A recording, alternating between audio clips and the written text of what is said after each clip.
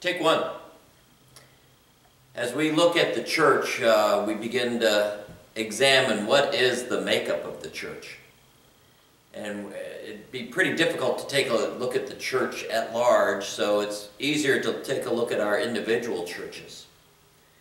And one thing, pastoring an older adult congregation, I know that the makeup of our church, that we are no stranger to folly.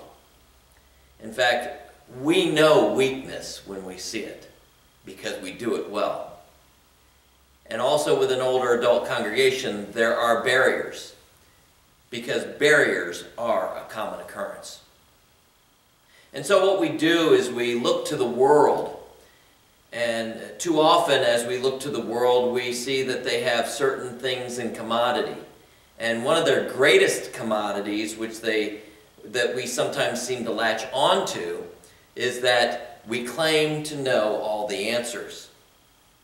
And by doing that, we hope that somehow by our knowledge, our understanding, that we can attain a certain level of power, a certain amount of influence, not only over our lives, but also to draw others into ourselves and say, hey, you know what?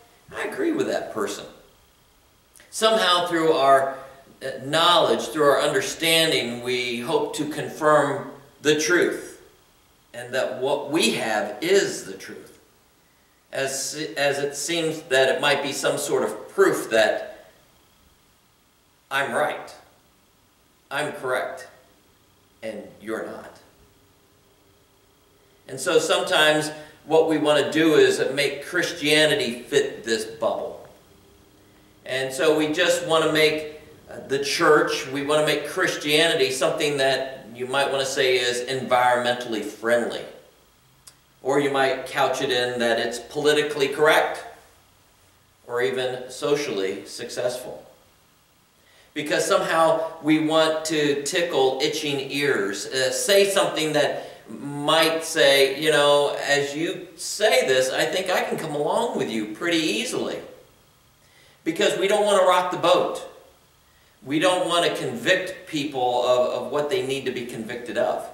In fact, we want people and ourselves to be comfortable in the current climate. So we create, or we have, clever ways of saying things. In fact, sometimes we even claim that we have special insight.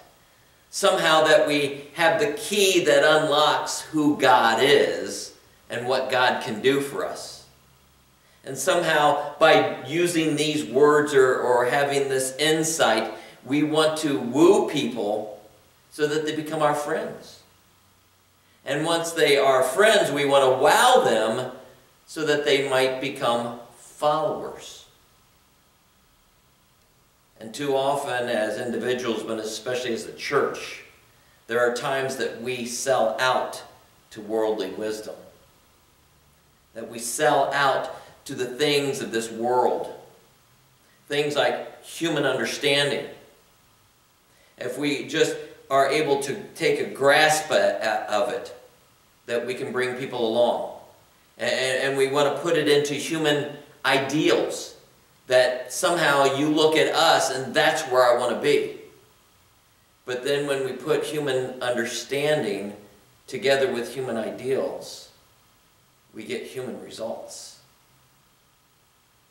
And some might be satisfied with just that. But when the church gets satisfied with human results, we empty the cross of all its power.